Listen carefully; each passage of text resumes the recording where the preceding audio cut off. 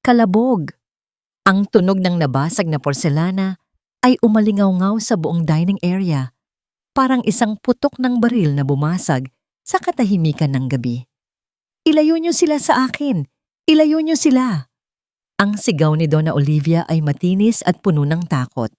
Nakatayo siya sa gilid ng mahabang mesa, nanginginig ang buong katawan habang nakaturo sa mangkok ng sopas na ngayon ay kalat-kalat na sa makintab na sahig. Ang mainit na sabaw ay humalo sa mga piraso ng mamahaling pinggan. Nanigas si Rita sa kanyang kinatatayuan malapit sa pinto ng kusina. Muntik na niyang mabitawan ang hawak na pitsil ng tubig. Ang puso niya ay kumabog ng mabilis, hindi lang dahil sa gulat, kundi dahil sa awa. Ang amo niyang si Donna Olivia, na kilala sa pagiging elegante at istrikto, ay mukhang batang paslit na nawawala sa sarili niyang pamamahay. "Ma'am, ano pong nangyari?" Mabilis na lumapit si Rita, akmang hahawakan ng matanda para alalayan. Pero tinabig ni Donna Olivia ang kamay niya. Ang mga mata ng matanda ay nanlalaki, nakapako ang tingin sa sahig. "Huwag kang lumapit. May mga gagamba." Ang daming gagamba sa sopas. Sigaw ng Donna habang paatras ng paatras hanggang sa mapasandal siya sa dingding. Wala namang gagamba. Tanging ang creamy mushroom soup lang na niluto ni Rita kanina ang nasa sahig. Napalunok si Rita. Ito na naman. Ito na ang pangatlong beses ngayong linggo. "Mama, anong nangyayari dito?" Bumukas ang pinto at pumasok si Henrique, ang anak ng Donna, na mukhang galing pa sa trabaho. Gusot ang polo at bakas ang pagod sa mukha. Pero sa likod niya, sumunod ang asawa nitong si Aline. Si Aline. Kahit nasa gitna ng kaguluhan, mukhang flawless pa rin si Aline. Nakasuot ng seda na pantulog, maayos ang buhok at amoy na amoy ang mamahaling pabango. "Diyos ko, Mama!" Bulalas ni Aline, pero hindi siya tumakbo palapit. Naglakad siya ng may kalmadong bilis, parang isang reyna na sanay na sa gulo. "Henrique, hawakan mo si Mama. Inaatake na naman siya." Agad na niyakap ni Henrique ang ina. "Ma, nandito ako. Walang gagamba. Ligtas ka." "Hindi. Nakita ko sila. Gumagapang sa lalamunan ko." Humahagulgol na si Donna Olivia. Ang kanyang mga kamay ay kumakamot sa sariling leeg na parang may pilit na tinatanggal. Habang abala si Henrique sa pagpapatahan sa ina, nakita ni Rita si Aline. Nakatayo ito sa gilid, pinapanood ang mag-ina. Sa isang iglap, nagtama ang paningin ni Rita at ni Aline sa refleksyon ng malaking salamin sa dining area. Kinilabutan si Rita dahil sa loob ng isang segundong iyon, bago pa man mapalitan ng ekspresyon ng pag-aalala, nakita ni Rita ang isang manipis na ngiti sa labi ni Aline. Hindi itong ngiti ng isang manugang na nag-aalala. Ito ay ngiti ng isang taong nanunood ng isang palabas na siya mismo ang nagsulat. Mabilis na nag-iwas ng tingin si Rita at yumuko.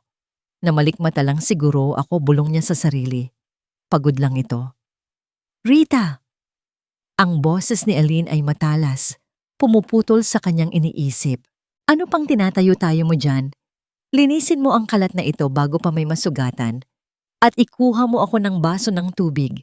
Kailangan ni Mama ng gamot." "Opo, Ma'am Aline. Pasensya na po." Mabilis na sagot ni Rita. Lumuhod agad si Rita para pulutin ang mga bubog. Nanginginig ang kanyang mga kamay. Kailangan niyang mag-ingat. Kailangan niya ang trabahong ito. Ang nanay niya sa probinsya ay naghihintay ng padala para sa dialysis. Hindi siya pwedeng magkamali. Hindi siya pwedeng mawalan ng trabaho dahil lang sa isang maling tingin. Habang pinupunasan niya ang sahig, narinig niya ang boses ni Aline na naging malambing, parang asukal. "Sige na, Mama, inumin niyo na ito. Ito yung bagong vitamin na bigay ni Doc. Pampakalma ito. Mawawala ang mga gagamba kapag ininom niyo ito." Sumulyap si Rita mula sa ilalim ng kanyang mga pilikmata. Nakita niyang iniaabot ni Aline ang isang tableta at baso ng tubig sa nanginginig na matanda. Ayoko. Mapait yan. Unggol ni Donna Olivia, parang batang nagmamakaawa. Kailangan para kay Henrique. Gusto niyo bang mag-alala ang asawa ko ng ganito gabi-gabi? Ang tono ni Aline ay malumanay, pero may diin ang bawat salita. Napatingin si Donna Olivia sa anak niyang si Henrique na nakasapo ang ulo sa sobrang stress. Dahil sa awa sa anak, dahan-dahang ibinuka ng matanda ang bibig at nilunok ang gamot. Good girl, bulong ni Aline. Hinaplos-haplos niya ang likod ng biyenan. Dadalhin na natin siya sa kwarto, honey. Ako na ang bahala magbantay hanggang makatulog siya. Salamat, Aline. Hindi ko alam ang gagawin ko kung wala ka. Sagot ni Henrique. Hinalikan ng noo ng asawa bago inalalayan ang ina paakyat ng hagdan. Naiwan si Rita sa dining area. Tahimik na ulit. Ang tanging tunog na lang ay ang pagaspas ng hangin sa labas at ang tibok ng sarili niyang puso. Iniligpit niya ang mga basag na pinggan at dinala sa kusina. Pero hindi maalis sa isip niya ang nangiting iyon ni Aline at ang reaksyon ni Donna Olivia. Dati, si Donna Olivia ang pinakamatapang na babaeng kilala niya. Matalas ang isip, strikta, pero makatarungan. Pero nitong nakaraang 2 buwan, mula nang lumipat dito si Aline at Henrique, unti-unting naging ulyanin at praning ang matanda. Sabi ng doktor, early onset dementia. Pero ganito ba kabilis iyon? Pagkatapos hugasan ang mga plato, umakyat si Rita sa taas para gawin ang kanyang huling tungkulin bago matulog. Kunin ang basura sa kwarto ni Donna Olivia at palitan ng tubig sa bedside table nito.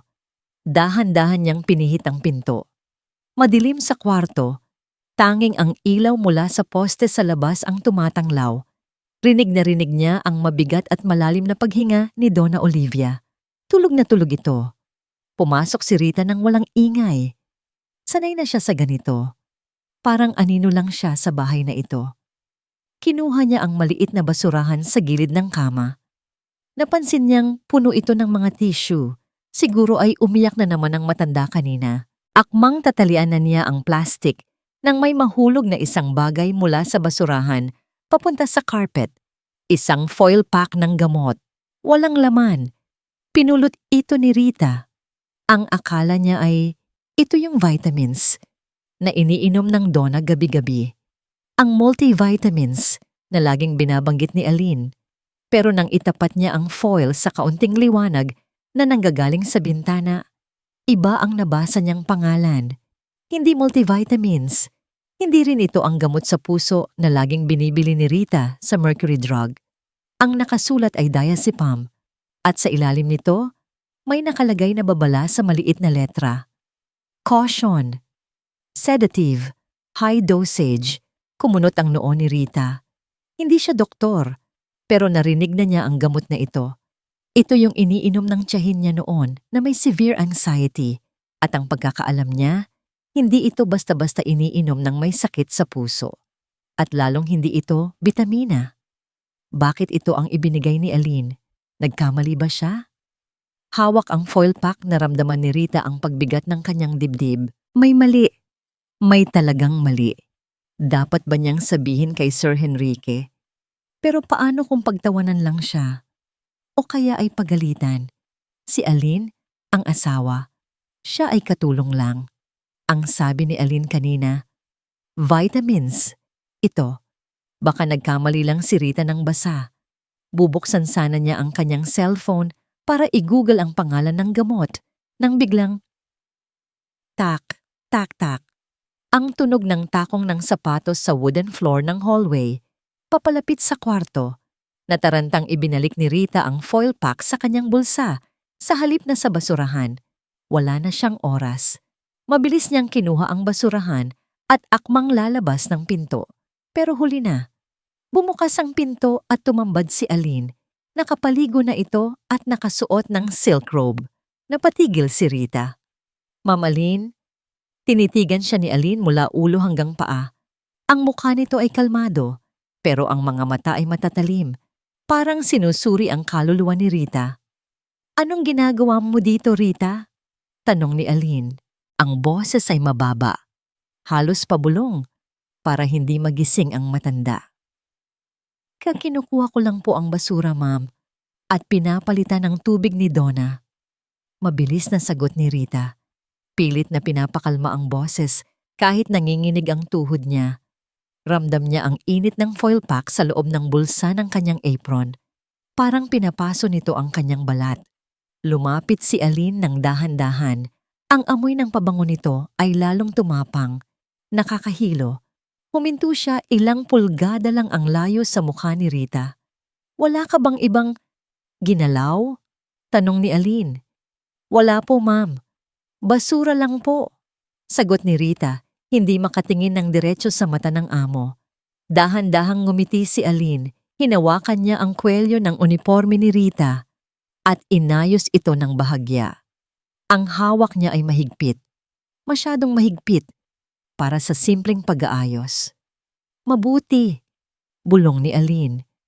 Inilapit niya ang mukha sa tenga ni Rita. Dahil ayaw ko sa mga pakialamera, Rita. Ang mga pakialamera, madalas nawawalan ng trabaho o kaya naman nawawalan ng mas mahalaga pa sa trabaho. Binitawan niya si Rita at tinapik ang balikat nito. Sige na, itapon mo na yan. Matulog ka na. Oo po, ma'am. Good night po. Mabilis na lumabas si Rita ng kwarto. Hindi siya lumingon. Naglakad siya ng mabilis pababa ng hagdan papunta sa servants' quarters. Pagpasok niya sa maliit niyang kwarto, isinara niya ang pinto at isinandal ang likod dito. Napahawak siya sa dibdib. Habol niya ang kanyang hininga. Kinuha niya ang foil pack mula sa bulsa. Nanginginig ang mga kamay niya habang tinititigan ito. Ang banta ni Aline ay malinaw. Alam niyang may tinatago ang babaeng yon. At ngayon, hawak ni Rita ang ebidensya. Pero anong laban ng isang katulong laban sa senyora ng bahay? Napatingin si Rita sa litrato ng nanay niya na nakadikit sa salamin ng maliit niyang tokador. Kailangan niya ang pera, kailangan niyang manahimik, pero naalala niya ang takot sa mga mata ni Donna Olivia kanina. Ang pagmamakaawa nito, ilayo niyo sila sa akin. Pinulupot ni Rita ang foil pack sa kanyang palad hanggang sa bumaon ang mga kanto nito sa kanyang balat. Sa gabing iyon, alam ni Rita na hindi siya makakatulog. Ang katahimikan ng malaking bahay ay hindi na kapayapaan. Ito ay katahimikan ng isang libingan na naghihintay ng kanyang laman.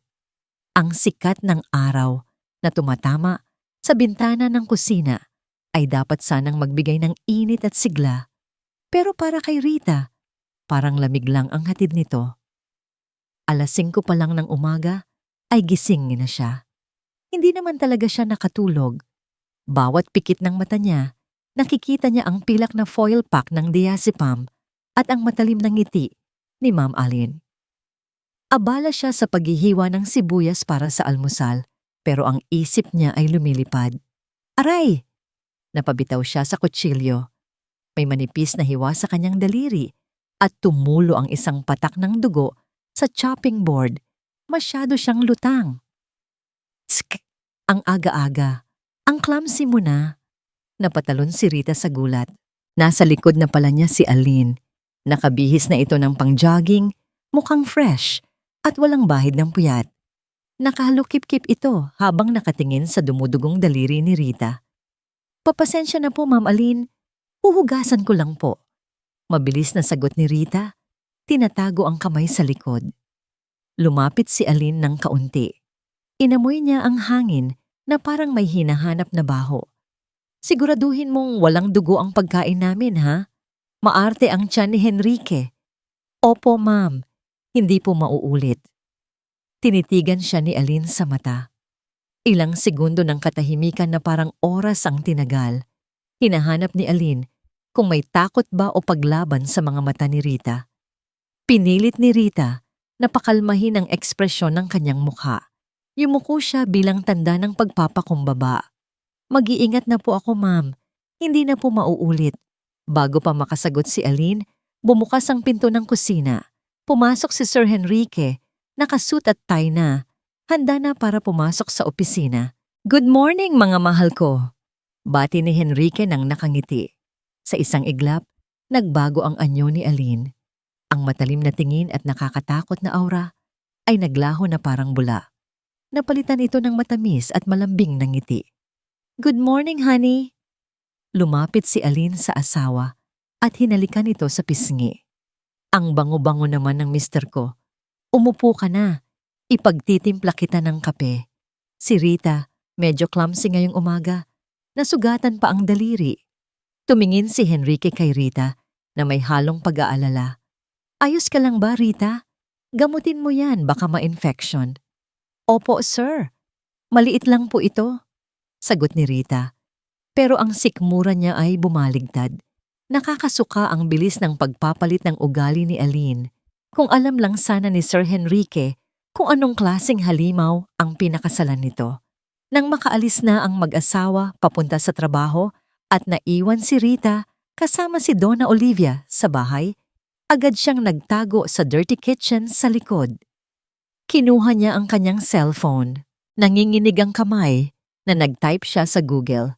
Diazepam side effects elderly. Hinintay niyang mag-load ang page.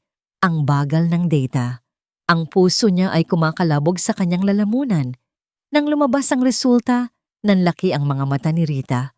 Common side effects, drowsiness, sobrang antok, confusion, pagkalito, dizziness, pagkahilo, muscle weakness, panghihina ng kalamnan. Severe side effects in elderly, hallucinations, pagkikita ng mga bagay na wala naman doon, agitation, pagkabalisa, risk of falls, panganib na matumba. Napaupo si Rita sa maliit na bangkito.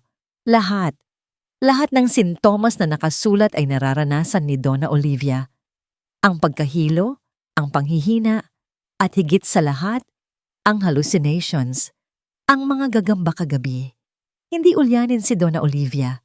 Hindi siya nababaliw dahil sa katandaan. Nilalason siya, dahan-dahan, araw-araw. "Rita?" Ang boses ni Donna Olivia mula sa intercom ay mahina at garalgal. "Opo, ma'am. Papunta na po." Mabilis na ibinulsa ni Rita ang cellphone at tumakbo paakyat sa kwarto ng matanda. Naabutan niya si Donna Olivia na nakaupo sa gilid ng kama. Hawak ang sentido. Maputla ito at pawisan kahit naka-aircon naman ang kwarto. "Masakit ang ulo ko, Rita. Parang binibiyak," daing ng matanda. "Kukuha po ako ng tubig, ma'am," sabi ni Rita. "At yung gamot?" Iniwan ni Aline sa mesa. Sabi niya inumin ko daw pagkagising. Tinuro ni Donna Olivia ang maliit na platito sa bedside table. Nandoon ang isang tableta, puting-puti, katulad ng foil pack na nakita ni Rita sa basurahan. Gusto sanang sigaw ni Rita na, "Huwag, lason yan." Gusto niyang itapon ang gamot sa inidoro, pero naalala niya ang banta ni Aline. Ang takot na mawalan ng trabaho. Ang nanay niya sa probinsya na kailangan ng pera. Kung gagawin niya iyon, siguradong palalayasin siya ni Aline at baka ipakulong pa. Walang maniniwala sa kanya. Siya lang ang katulong. "Rita? Ang tubig?" Napalunok si Rita. Nanginginig ang kamay na inabot niya ang baso ng tubig sa matanda.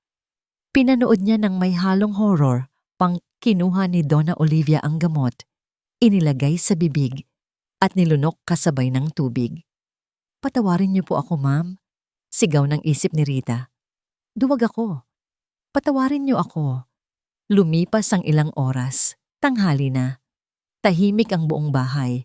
Nasa garden si Rita. Nagdidilig ng mga halaman.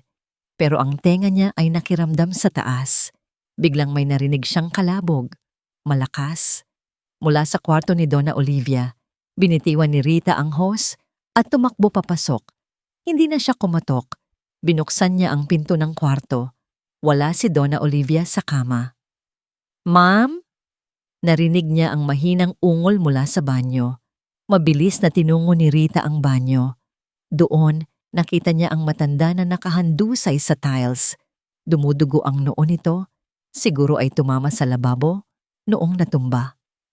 Diyos ko po! Lumuhod si Rita at inalalaya ng ulo ng matanda. Ma'am! Ma'am, naririnig niyo po ba ako? Tatawag po ako ng ambulansya. Dumilat ng bahagya si Donna Olivia. Ang mga mata niya ay mapungay, hindi makapag-focus, parang lulong sa droga. Hinawakan ng matanda ang braso ni Rita. Ang higpit ng hawak niya ay nakakagulat para sa isang taong nanghihina. Ma'am, ano pong masakit? Huwag po kayong gumalaw. Nanginginig na sabi ni Rita. Sinubukan niyang abutin ang kanyang cellphone sa bulsa para tumawag ng tulong, pero pinigilan siya ng matanda. Pilit na idinikit ni Donna Olivia ang kanyang bibig sa tenga ni Rita. Ang hininga niya ay mabigat, mainit at amoy na amoy ang gamot. Siya, garalgal na bulong ng matanda. Ang boses niya ay parang nanggagaling sa ilalim ng lupa. Ang babaeng yon. Kumunot ang noo ni Rita habang pinapahid ang dugo sa noo ng amo gamit ang laylayan ng kanyang damit. Sino po? Si Ma'am Aline po ba? Sa pagkakarinig sa pangalan, bumakas ang matinding takot sa mga mata ni Donna Olivia. Sa isang iglap, tila luminaw ang paningin niya mula sa pagkalito ng gamot. Mas humigpit ang hawak niya sa braso ni Rita, halos bumaon na ang mga kuko nito sa balat ng katulong. Huwag Paos na pakiusap ng matanda habang tumutulo ang luha sa gilid ng kanyang mga mata. Huwag mong hahayaang lumapit siya sa akin. Papatayin niya ako. Rita, tulungan mo ako. Pagkasabi noon, bumigay ang katawan ng matanda. Bumagsak ang ulo ni Donna Olivia sa dibdib ni Rita at nawalan na ito ng malay. Nayakap ni Rita ang walang malay na amo sa malamig na sahig ng banyo. Ang dugo sa noo ng matanda ay humahalo na sa kanyang uniforme. Naramdaman ni Rita ang kakaibang lamig na gumapang sa kanyang gulugod. Mas malamig pa sa tiles na inuupuan niya. Hindi lang pala guni-guni ni Rita at hindi lang pala siya ang nakakaalam. Alam din ni Donna Olivia na nasa panganib ang buhay niya sa sarili niyang pamamahay. Pero paano niya ililigtas ang isang taong ang mismong anak ay bulag sa katotohanan? At paano niya lalabanan ang isang demonyong nagtatago sa mukha ng anghel?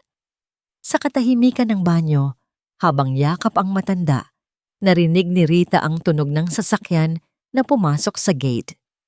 Umuwi na sila. Nandito na si Aline. Mabigat ang hangin sa loob ng mansyon. Kahit nakaalis na ang ambulansya na tumingin kay Donna Olivia, naiwan pa rin ang tensyon. Sinabi ng mga paramedic na minor concussion lang ang natamo ng matanda at kailangan lang ng pahinga. Pero para kay Rita, alam niyang mas malalim ang sugat nito.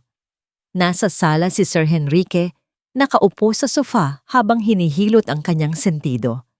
Nakabukas ang laptop sa harap niya, pero nakatulala lang siya sa kawalan. Ito na ang pagkakataon ni Rita. Nasa taas si Ma'am Aline, nagbibihis. Huminga ng malalim si Rita. Pikit mata niyang inalala ang mukha ng nanay niya. Kailangan kong gawin to para kay Donna Olivia, para sa konsensya ko. Dahan-dahan siyang lumapit kay Henrique, dala ang isang baso ng tubig. Sir Henrique. Nag-angat ng tingin si Henrique.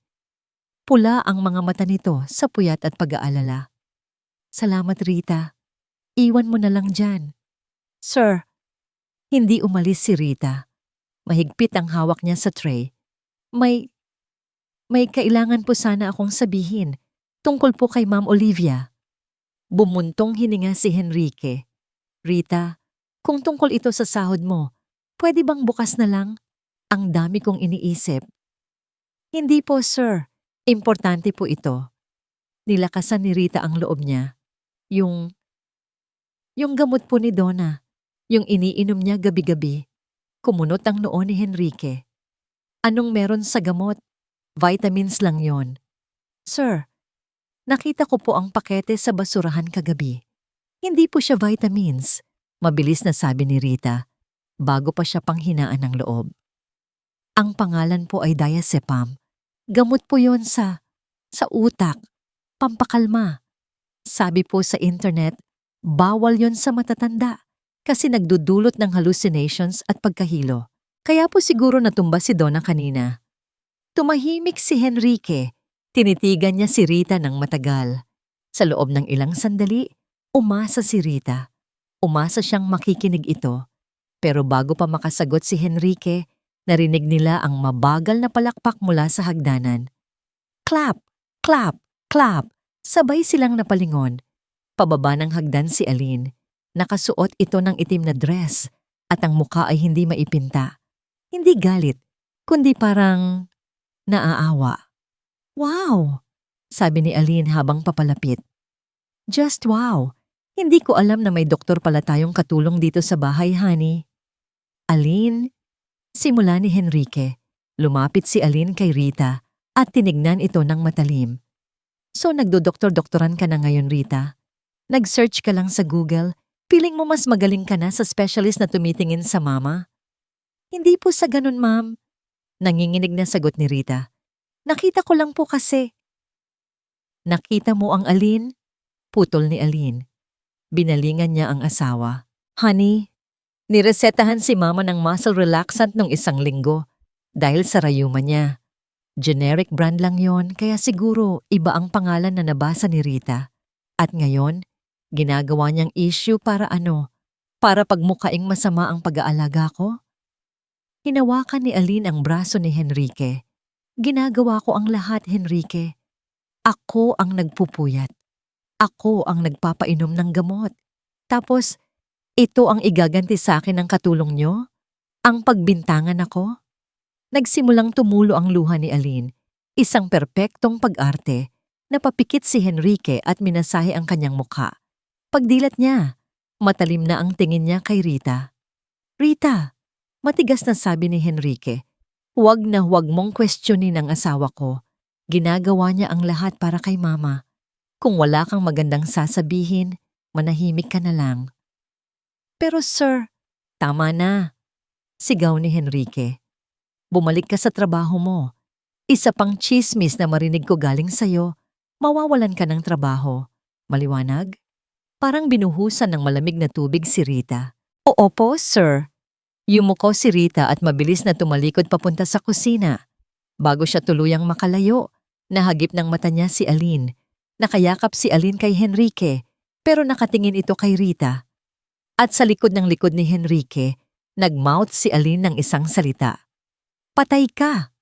Makalipas ang 1 oras, nasa laundry area si Rita sa likod ng bahay. Umiiyak siya habang nagtutupi ng mga damit. Gusto na niyang umalis. Gusto na niyang mag-impake. Pero paano ang nanay niya? Saan siya kukuha ng pambayad sa dialysis ngayong linggo? Biglang sumara ang pinto ng laundry room. Click! Ang tunog ng lock. Napahinto si Rita sa pagtutupi. Dahan-dahan siyang lumingon. Nakasandal si Aline sa pinto. Wala na ang luhang ipinakita niya kanina kay Henrique. Ang mukha niya ngayon ay blanco, malamig at nakakatakot. Mamalin, umatras si Rita hanggang sa mapadikit siya sa washing machine. Ang tapang mo rin pala, no? Sabi ni Aline, humahakbang palapit. Ang bawat hakbang ng heels niya sa sementadong sahig ay parang countdown. Akala ko, bobo ka lang. Yun pala, may sungay ka rin. Wala po akong masamang intensyon, ma'am. Shhh! Inilagay ni Aline ang daliri sa tapat ng labi niya. Alam ko ang ginagawa mo, Rita. At alam ko rin na kailangan mo ng pera. Magkano nga ulit? 20,000 a month para sa nanay mong may sakit. Nanlaki ang mata ni Rita. Paano nalaman ni Aline? Ngayon, may choice ka. Patuloy ni Aline. May dinukot siya mula sa bulsa ng kanyang dress. Isang singsing. Ang singsing na may malaking diamante. Ito yung singsing ni Donna Olivia na nawawala noong nakaraang linggo pa. Ang singsing na hinahanap ng buong bahay. Kuminang ang diamante sa ilalim ng fluorescent light. Nawawala ito, di ba? Nakangiting sabi ni Aline habang pinaglalaruan ng singsing sa kanyang mga daliri. Ang halaga nito ay nasa 250,000. Sapat na para mabulok ka sa kulungan ng habambuhay. Qualified theft, non-bailable. Ma'am, bakit niyo po nasakin yan? Nanginginig ang boses ni Rita. Lumapit si Aline. Sobrang lapit na naaamoy ni Rita ang mint sa hininga nito. Dahil kung hindi ka titigil sa pangingialam sa buhay ko, biglang hinablot ni Aline ang kamay ni Rita. Pilit niyang isinuot ang singsing sa loob ng bulsa ng uniforme ni Rita. Ayan, bulong ni Aline. Tinapik-tapik pa niya ang bulsa ni Rita kung saan naroon ang singsing. Nahanap na natin ang magnanakaw. Nanigas si Rita. Ramdam niya ang bigat ng singsing sa bulsa niya. Parang bato na hihila sa kanya pailalim sa dat. Huwag po, ma'am. Maawa po kayo. Napaluhod si Rita. Humagulgol siya. Huwag niyo po akong ipakulong. Mamatay ang nanay ko. Hinawakan ni Aline ang baba ni Rita at pilit itong inangat para magkatitigan sila. Edi maging mabait kang aso. Madiin na utos ni Aline. Ang mga mata niya ay walang bahid ng awa. Mula ngayon, bulag ka, pipi ka, at bingi ka. Kung ano ang ipapainom ko sa matanda, wala kang pakialam. Kung ano ang papapirmahan ko sa kanya, wala kang nakita. Binitawan niya ang mukha ni Rita ng padabog. Dahil sa oras na ibuka mo yung bibig mo sa asawa ko. Tinuro ni Aline ang bulsa ni Rita. Ang singsing na yan ang magiging tiket mo papuntang impyerno. Naiintindihan mo? Hindi makasagot si Rita. Tumango na lang siya habang tumutulo ang luha at sipon. Good. Tumalikod si Aline at binuksan ang pinto. Bago siya lumabas, lumingon siya ulit. By the way, bukas ng gabi, darating ang abogado. Pipirma na si Mama sa transfer of assets. Maghanda ka ng masarap na merienda. Yung special. Ngumisi si Aline at tuluyan ng lumabas. Naiwan si Rita sa sahig ng laundry room. Nanginginig ang kamay na dinukot niya ang singsing mula sa kanyang bulsa. Ang kinang ng diamante ay parang mata ng demonyo na nakatingin sa kanya. Hawak niya ang katotohanan, pero hawak ni Aline ang buhay niya. Napatingala si Rita at napapikit. Sa taas, sa kwarto, alam niyang unti-unting pinapatay ang amo niya. At ngayon, kasabwat na siya. Ang pananahimik niya ang papatay kay Donna Olivia. Tip! Ang tunog ng pagsasara ng zipper ng lumang maleta ay napakalakas sa pandinig ni Rita. Madilim sa loob ng quarters, 2:00 ng madaling araw. Ito lang ang oras na alam niyang tulog si Aline. Ito lang ang oras para tumakas. Nanginginig ang mga kamay ni Rita habang yakap ang kanyang bag. Sa ilalim ng mga damit, nakatago ang singsing na diamante. Ibabalik na lang niya ito sa Koreo kapag nakalayo na siya. O kaya ay iiwan niya sa gate bago siya umalis. Ang importante, makaalis siya. Hindi niya kaya. Hindi niya kayang makipaglaro sa demonyo. Tinitigan niya ang litrato ng kanyang nanay sa tokador. Patawarin mo ako. Nay, bulong ni Rita habang tumutulo ang luha.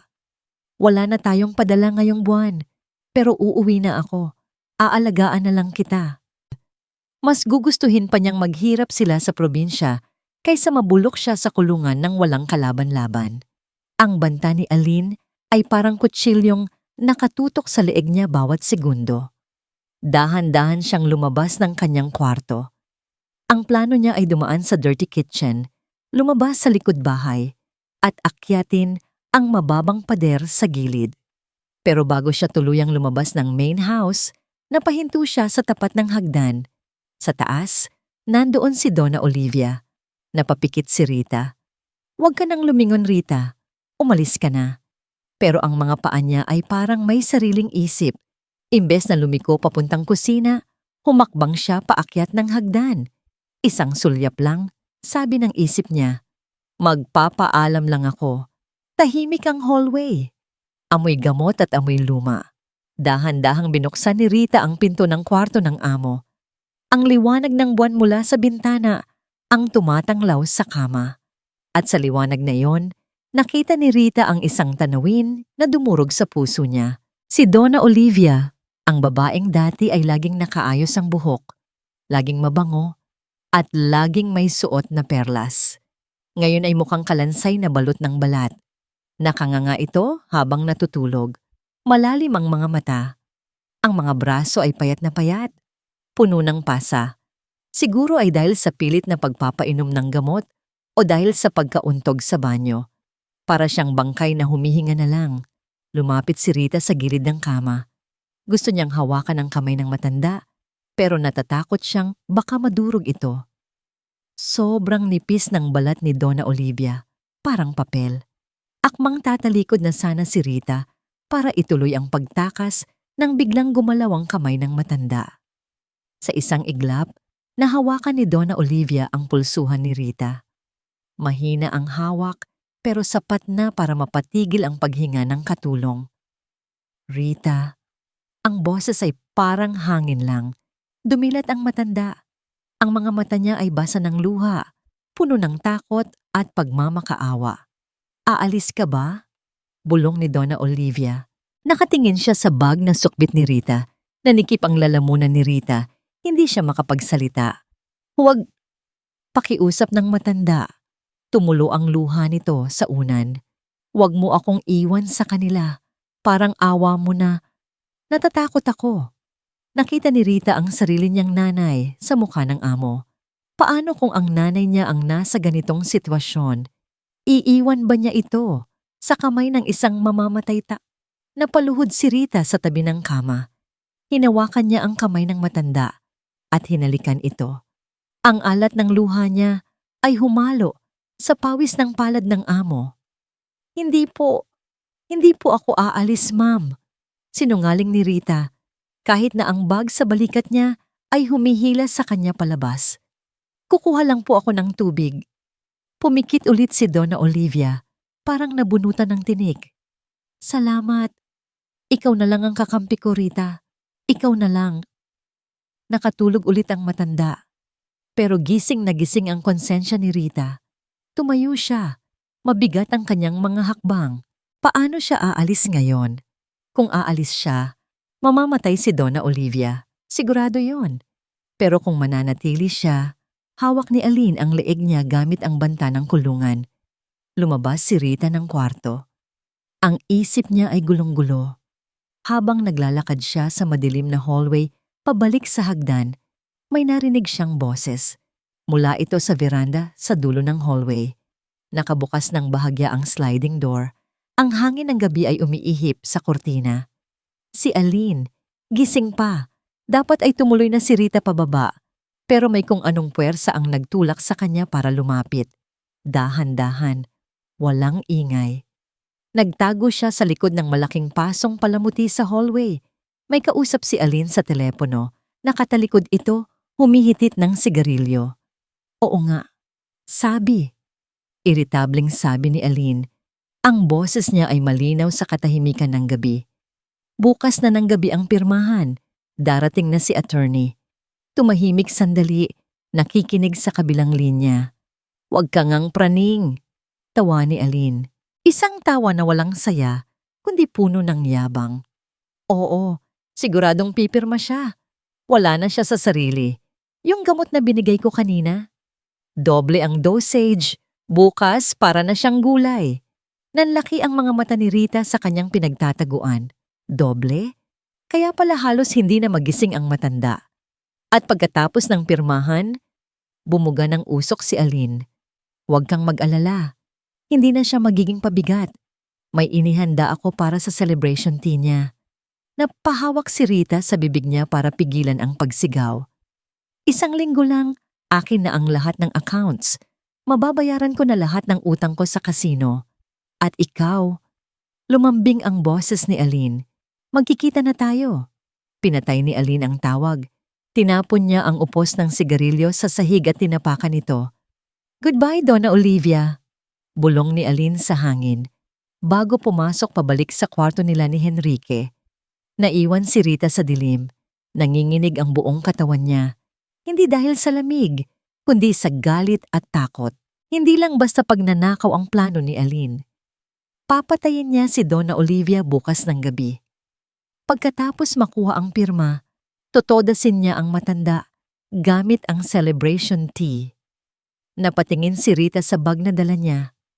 Kung aalis siya ngayon, makakaligtas siya. Makakauwi siya sa probinsya. Pero habang buhay niyang dadalhin ang isipin na hinayaan niyang mamatay ang isang matandang walang kalaban-laban. Kung mananatili siya, isusugal niya ang kalayaan niya. Ang kinabukasan niya. Binaba ni Rita ang bag sa sahig, binuksan niya ang zipper at inilabas ang kanyang uniforme para bukas. Pinahid niya ang kanyang mga luha. Ang takot sa puso niya ay unti-unting napapalitan ng isang desisyon. Isang desisyon na maaring ikasira ng buhay niya, pero sasalba sa pagkatao niya. Hindi ka mamamatay bukas, Donna Olivia. Bulong ni Rita sa dilim. Hindi ako papayag. Binitbit niya ang bag pabalik sa kanyang kwarto. Hindi para mag-impake, kundi para magtago. Bukas ang araw ng paghuhukom. At si Rita, ang hamak na katulong, ang tanging hadlang sa pagitan ng demonyo at ng kanyang biktima. Dumating ang gabi ng paghuhukom ng walang ulan, pero ang hangin sa loob ng mansyon ay mas malamig pa sa bagyo. 7:00 ng gabi, nasa sala na silang lahat. Nakaupo si Donna Olivia sa kanyang wheelchair sa gitna ng silid. Nakasuot siya ng magandang bestida. Inayos ni Aline ang buhok niya at nilagyan ng kaunting makeup para magmukhang maayos sa harap ng bisita. Pero hindi maitatago ng pulbos ang pamumutla ng kanyang balat at ang kawalan ng buhay sa kanyang mga mata. Sa harap niya, sa coffee table, nakalatag ang makakapal na dokumento. Nakatayo si Attorney Go sa gilid, inaayos ang kanyang salamin. Si Sir Henrique naman ay nasa likod ng ina. Hinihimas ang balikat nito, mukhang atat na atat nang matapos ang gabing ito. At si Rita? Nakatayo siya sa may pinto ng dining area, nakayuko, pero ang mga mata niya ay nakapako sa bawat galaw sa sala. Ang puso niya ay parang tambol na mabilis ang pagpalo. Ito na yon. Ma, malamig na sabi ni Henrique. Kailangan lang po ng pirma niyo dito. Ito yung napag-usapan natin para hindi na kayo ma-stress sa pagpapatakbo ng mga lupain. Walang kibo si Donna Olivia. Nakatulala lang siya sa papel. Ang epekto ng gamot na ibinigay ni Aline kaninang tanghali ay hindi pa humuhupa. Attorney, singit ni Aline. Lumapit siya sa biyenan at iniabot ang isang mamahaling ballpen. Medyo masama lang ang pakiramdam ni Mama ngayon, pero naintindihan niya ang lahat ng binasa mo kanina. Di ba, Ma? Hinawakan ni Aline ang kamay ni Donna Olivia at pilit na ipinahawak ang ballpen. Napalunok si Rita. Gusto niyang sumigaw. Gusto niyang takbuhin ang sala at punitin ang mga papel. Pero alam niyang hindi sapat yon. Kung gagawin niya yon, palalayasin lang siya at itutuloy pa rin nila ang pirmahan bukas. Kailangan niya ng ebidensya na mas matibay pa sa papel. Kailangan niyang mahuli si Aline sa akto. Nanginginig ang kamay ni Donna Olivia habang gumuguhit ang tinta sa papel. 1 pirma, 2 pirma. Very good, Ma. Bulong ni Aline na may halong tagumpay sa boses. Nang matapos ang huling pirma, mabilis na kinuha ni Attorney Go ang mga dokumento. Salamat, Donna Olivia. Salamat, Henrique. Aayusin ko na ang transfer of titles bukas na bukas din. Salamat, Attorney. Sagot ni Henrique. Bumuga siya ng hangin, parang nabunutan ng tinik. Sa wakas, makakapagpahinga na rin si Mama. Oo nga. Sang-ayon ni Aline. Tumingin siya sa asawa ng may makahulugang ng ngiti. Dapat tayong mag-celebrate, kahit simple lang, para sa new chapter ng pamilya natin. Bumaling si Aline kay Rita. Rita, utos niya. Ang boses niya ay matamis pakinggan sa iba, pero para kay Rita, tunog ito ng kamatayan. Ihanda mo na ang tea set, yung special porcelain na galing Europe. Opo, ma'am. Tumalikod si Rita at pumasok sa kusina. Nanginginig ang mga tuhod niya. Inilabas niya ang tray. Inilabas niya ang mga tasa. Ilang sandali lang, pumasok si Aline sa kusina. Nakangiti ito ng malapad. Ako na ang magtitimpla, Rita, sabi ni Aline habang kinukuha ang kettle ng mainit na tubig. Special recipe ito. Gusto kong ako mismo ang gumawa para kay Mama. Lumayo si Rita ng kaunti, pero hindi siya umalis. Nagkunwari siyang nagpupunas ng counter. Pero sa gilid ng mata niya, kitang-kita niya ang ginagawa ni Aline sa may tapat ng lababo. Nakatalikod si Aline kay Rita, pero nakikita ni Rita ang refleksyon nito sa bintana ng kusina dahil madilim na sa labas. Nakita ni Rita na naglabas si Aline ng isang maliit na bote mula sa kanyang bra. Hindi ito asukal, hindi ito gatas. Isang maliit na vial na may lamang likido. Binuksan ni Aline ang vial. Sa refleksyon, nakita ni Rita ang pagpatak ng likido sa isang partikular na tasa. Ang tasa na may gintong disenyo sa gilid. Ang paboritong tasa ni Donna Olivia. 1, 2, 3, 3 patak. Pagkatapos, mabilis na ibinalik ni Aline ang vial sa kanyang dibdib at hinalo ang tsaa gamit ang kutsarita. Napahawak si Rita sa gilid ng counter para hindi siya matumba. Ito na ang lason. Ang celebration tea na tatapos sa lahat. Rita, tawag ni Aline nang hindi lumilingon. Dalhin mo na ang cookies sa sala. Susunod na ako dala ang tsaa. Oo po, ma'am. Lumabas si Rita, dala ang plato ng cookies. Ang puso niya ay parang sasabog. Pagdating sa sala, nakita niyang nakangiti si Henrique habang kausap ang abogado. Si Donna Olivia naman ay nakasandal sa wheelchair, nakapikit, mukhang pagod na pagod. Pumasok si Aline. Dala-dala ang tray ng tsaa. Ang amoy ng Earl Grey tea ay humalo sa hangin, mabango at nakaka-relax. Pero alam ni Rita na kamatayan ang dala nito. Tea time! Masayang bati ni Aline. Inilapag niya ang tray sa coffee table. Kinuha niya ang tasa para kay Henrique. Here, honey. Kinuha niya ang tasa para sa abogado. Attorney, para sa inyo. At huli, kinuha niya ang tasa na may gintong disenyo. Ang tasa na nilagyan niya ng 3 patak. Lumapit si Aline kay Donna Olivia. Mama, malamig na tawag ni Aline. Gising muna. Uminom ka muna ng tea para mainitan ang tiyan mo bago ka matulog. Pampahimbing ito ng tulog. Dahan-dahang idinilat ni Donna Olivia ang kanyang mga mata. Tumingin siya sa manugang, tapos sa tasa. Wala siyang kamalay-malay. Salamat, anak. Mahinang sagot ng matanda. Inabot ni Donna Olivia ang tasa.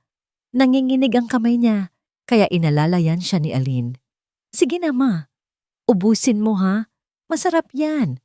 Bulong ni Aline na may demonyong nangiti na nakatago sa likod ng pag-aalaga. Nakatayo si Rita sa gilid. Ang pawis ay tumutulo sa kanyang likod. Ang oras ay parang bumagal. Nakita niya ang usok na lumalabas sa tasa. Nakita niya ang paglapit ng tasa sa maputlang labi ni Donna Olivia.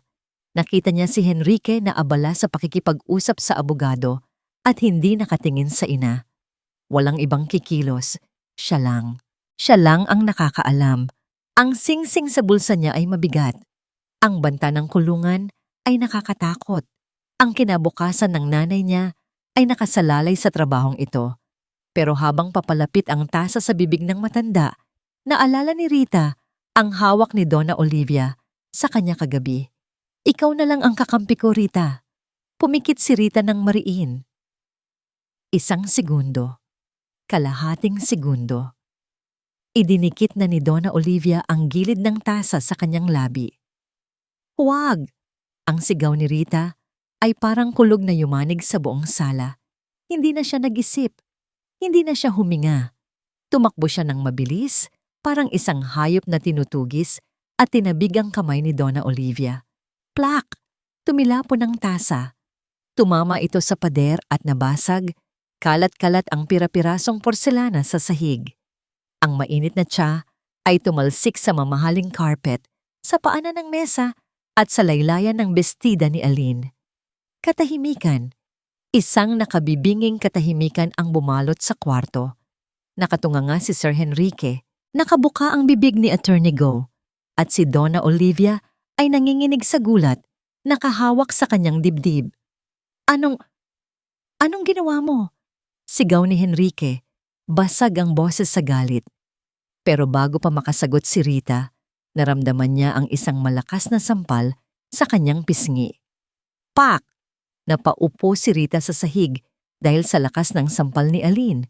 Mahapdi, mainit, parang binalata ng mukha niya. Baliw ka na ba? Tili ni Aline. Ang mukha nito ay pula sa galit, nanlalaki ang mga mata. Muntik mo nang mapaso si Mama. Napakawalang hiya mong katulong ka. May lason po. Sigaw ni Rita habang umiiyak. Hawak ang kanyang pisngi. Itinuro niya ang basag na tasa sa sahig. May lason po ang tsa. Nakita ko siya.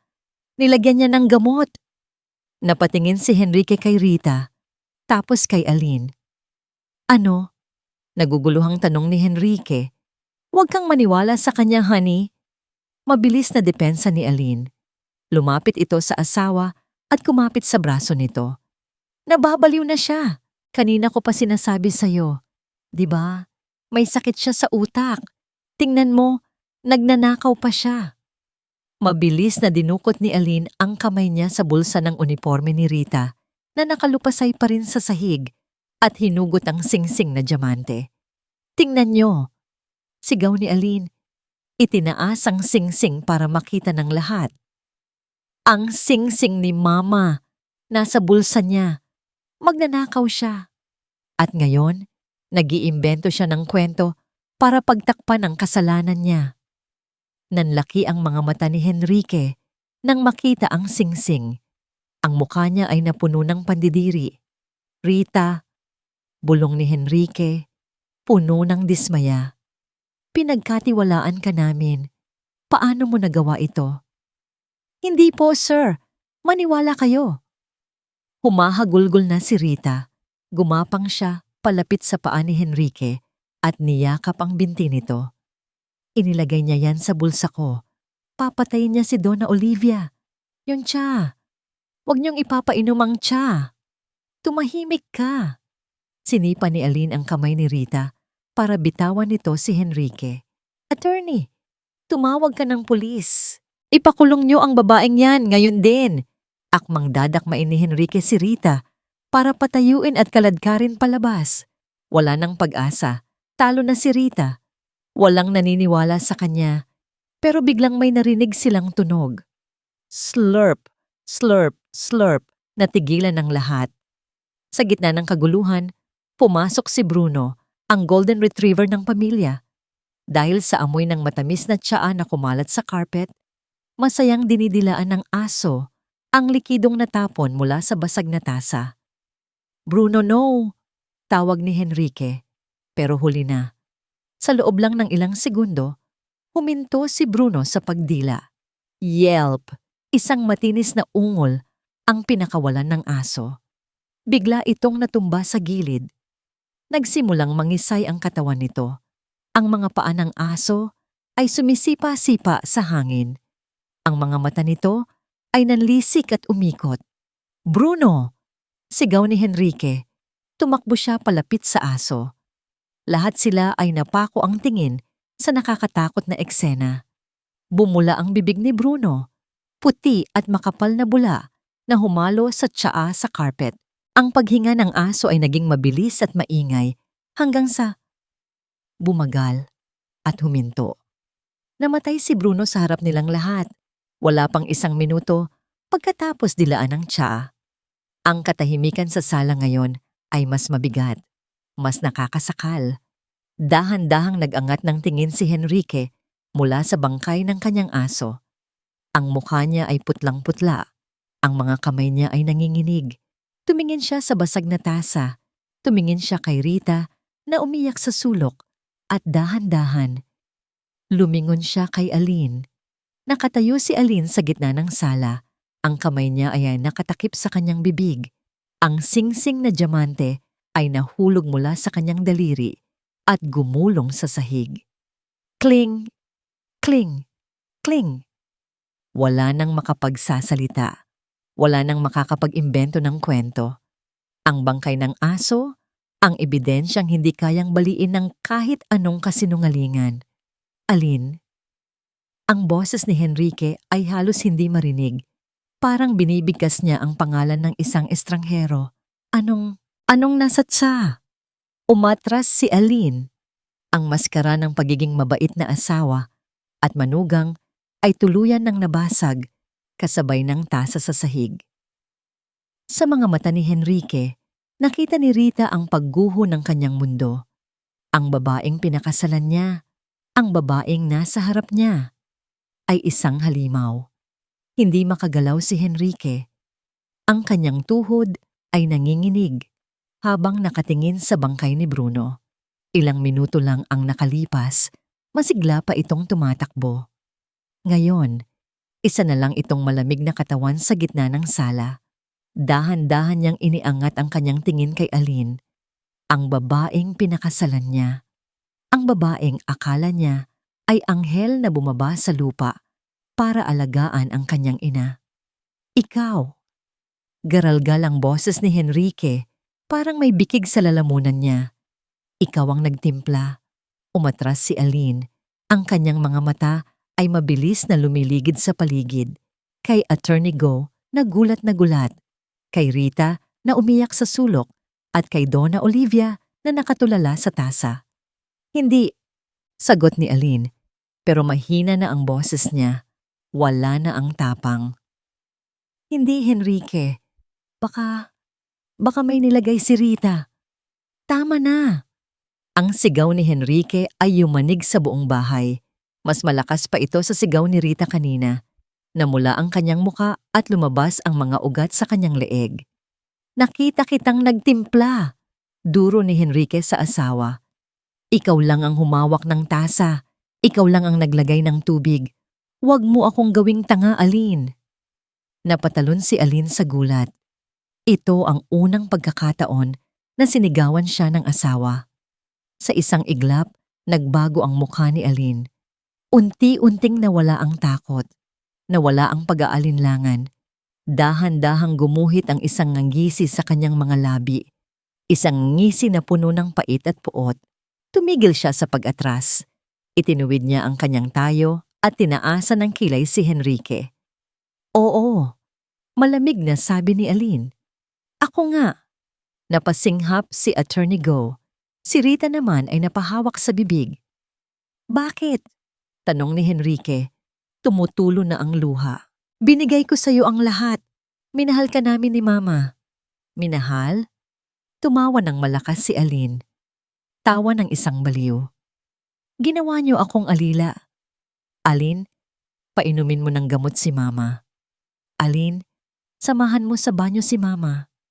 Aline, maging mabuting manugang ka. Lumakad si Aline palapit kay Donna Olivia na nanginginig sa takot sa kanyang wheelchair. Tingnan mo yang nanay mo! Sigaw ni Aline. Dinuduro ang matanda. Pabigat. Amoy lupa na pero ayaw pang mamatay. Ubus na ang oras ko sa kakasilbi sa kanya. Aline, huwag mong lapitan ng Mama. Sigaw ni Henrique. Humarang sa pagitan ng asawa at ina. At ikaw? Binalingan ni Aline si Henrique. Wala kang kwentang asawa. Mama's boy. Kung hindi ko pa gagawin to, kailan tayo yayaman? Kapag ugod-ugod na rin tayo. Kailangan ko ng pera, Henrique. Ngayon na. Dahil sa sugal, napalingon silang lahat sa pinto. Nakatayo doon si Rita. Puno ng luha ang muka, pero matapang na ang kanyang mga mata. Hawak niya ang kanyang cellphone. Narinig ko po kayo kagabi. Sabi ni Rita, diretsong nakatingin kay Aline. Kakol niyo po ang pinagkakautangan niyo. Sinabi niyong papatayin niyo si Donna Olivia pagkatapos ng pirmahan para makuha niyo ang pera. Nanlisik ang mga mata ni Aline. Ikaw na pakialamerang katulong ka. Susugurin sana ni Aline si Rita. Handa na niyang sakali ng katulong, pero bago pa siya makahakbang, umalingaw-ngaw ang tunog ng sirena sa labas ng gate. Wang wang wang, natigilan si Aline. Tumawag na po ako ng pulis kanina pa. Mabilis na sabi ni Attorney Go. Hawak ang kanyang cellphone. Nung makita kong namatay ang aso, recorded din sa phone ko ang pag-amin mo ngayon lang, Mrs. Aline. Namutla si Aline. Tumingin siya sa bintana. Nakita niya ang asul at pulang ilaw na sumasayaw sa mga kurtina. Wala na siyang takas. Tumingin siya kay Henrique. Honey, please. Nagawa ko lang to dahil mahal kita. Para sa atin to. Tinitigan siya ni Henrique. Ang tingin na ibinigay nito ay hindi na pagmamahal. Ito ay pandidiri. Wala akong asawang mamamatay tao. Bulong ni Henrique. Bumukas ang pinto ng mansyon at pumasok ang mga pulis. Doon po. Hulihin niyo siya. Turo ni Attorney Go. Nagpupumigla si Aline habang pinupusasan siya ng 2 pulis. Bitawan niyo ako. Hindi niyo ba ako kilala? Henrique, tulungan mo ako. Sigaw ni Aline habang kinakaladkad siya palabas. Hindi pa tayo tapos, Rita. Papatayin kita. Papatayin kita. Ang mga sigaw ni Aline ay unti-unting humina habang inilalabas siya ng bahay hanggang sa tuluyan ng isara ang pinto ng police mobile. Naiwan ang katahimikan sa sala. Napaluhod si Henrique sa sahig. Umiiyak siya na parang bata. Ang pagsisisi ay parang gumuguhit sa bawat hibla ng kanyang pagkatao. Patawarin niyo ako. Hagulgol ni Henrique. Nakayuko sa harap ng ina at ni Rita. Ang tanga-tanga ko. Muntik na kitang mapatay, ma. Dahan-dahang lumapit si Rita kay Donna Olivia. Ma'am? Tawag ni Rita. Hindi sumasagot ang matanda. Nakatulala lang ito sa kawalan, nakahawak ng mahigpit sa armrest ng wheelchair. Ang mukha niya ay namumuti. Ang dibdib niya ay mabilis ang pagtaas-baba. Ma? Tawag ni Henrique. Lumapit siya at hinawakan ang kamay ng ina. Malamig. Napakalamig ng kamay nito. Tumingin si Donna Olivia kay Henrique. May gusto siyang sabihin. Bumuka ang bibig niya, pero walang boses na lumabas. Biglang nanlaki ang mga mata ng matanda. Napahawak siya sa kanyang dibdib. Mama! Sigaw ni Henrique. Tumirik ang mga mata ni Donna Olivia at bumagsak ang kanyang ulo sa gilid. Ma'am Olivia! Tili ni Rita. Mabilis na sinalo ni Henrique ang ina bago ito tuluyang mahulog sa wheelchair. Tumawag kayo ng ambulansya! Bilis! Nataranta si Rita. Ang puso niya ay kumabog ng mabilis. Nakaligtas nga si Donna Olivia sa lason ni Aline. Pero makakaligtas ba ang puso niya sa sakit ng katotohanan na ang sarili niyang pamilya ang nagtangka sa buhay niya? Habang yakap ni Henrique ang walang malay na ina, napatingin si Rita sa basag na tasa sa sahig. Ang lason ay wala na. Pero ang pinsalang iniwan nito ay tumagos na sa puso ng bawat isa. 1 buwan na ang nakalipas, pero parang ibang mundo na ang ginagalawan ni Rita ngayon. Maliwanag ang sikat ng araw sa garden ng mansyon. Wala na ang mabigat at madilim na ulap na bumabalot sa bahay noong narito pa si Aline. Ang mga halaman ay namumulaklak at ang huni ng mga ibon ay musika sa kanyang pandinig. Tulak-tulak ni Rita ang wheelchair ni Donna Olivia habang naglalakad sila sa pathway na may mga bougainvillea. Dahan-dahan lang, Rita. Gusto kong amuyin ang mga rosas, malambing na sabi ni Donna Olivia. Huminto si Rita at ngumiti. Opo. Ay, Ma'am Olivia pala. Napatawa ng mahina ang matanda. Hindi na ito yung tawang nanghihina o lutang sa gamot. Ito ay tawa ng isang taong buhay na buhay. Ang pisngi niya ay may kulay na rosas at ang mga mata niya ay matalas at malinaw na ulit. Mas gusto ko yang tawag mo, sabi ng Donna. Mas bagay sa iyo ang tumawag ng Nay. Napangiti si Rita. Sa nakalipas na mga linggo, habang nagpapagaling ang Donna sa ospital mula sa heart attack, hindi siya iniwan ni Rita. Siya ang nagpunas, nagpakain at nagbantay. Mula sa malayo nakita nilang papalapit si Sir Henrique. Iba na rin ang aura ni Henrique. Wala na ang yabang. Wala na ang mamahaling suit na laging plansado. Nakasuot lang siya ng simpleng polo shirt at maong. Mukha siyang mas magaan, mas payapa. May dala itong tray ng merienda, juice at sandwich. Good afternoon, Ma. Good afternoon, Rita. Bati ni Henrique. Siya na mismo ang naglapag ng tray sa garden table. Dati, hindi man lang ito marunong kumuha ng sariling tubig. Ngayon, siya na ang nagsisilbi sa ina niya. Salamat, anak. Sagot ni Donna Olivia. Hinawakan ng kamay ng anak. Bumaling si Henrique kay Rita. May dinukot siyang sobre mula sa bulsa niya. Rita, seryosong sabi ni Henrique, ito na ang resibo galing sa dialysis center sa probinsya. Bayad na ang session ng nanay mo para sa buong taon at may konting dagdag dyan para sa pangkabuhayan nila ni tatay. Nanlaki ang mata ni Rita. Sir, sobra-sobra po ito. Nakakahiya po. Umiling si Henrique. Kulang pa yan, Rita. Sa totoo lang, kulang pa yan pambayad sa buhay ng nanay ko na niligtas mo at sa pagmumulat mo sa akin sa katotohanan. Yumuko si Henrique. Bakas pa rin ang pagsisisi sa mukha. Kung hindi dahil sa tapang mo, baka nasa kulungan ako ngayon kasama ni Aline o kaya ay nagluluksa sa puntod ni Mama. Tinapik ni Donna Olivia ang kamay ng anak. Tapos na yon, Henrique. Ang mahalaga, natuto ka na. At ang mahalaga, nandito pa tayo. Pinahid ni Rita ang luha sa gilid ng mata niya. Maraming salamat po, sir. Malaking tulong po ito sa pamilya ko. Sige na, ngiti ni Henrique. Iwan ko muna kayo.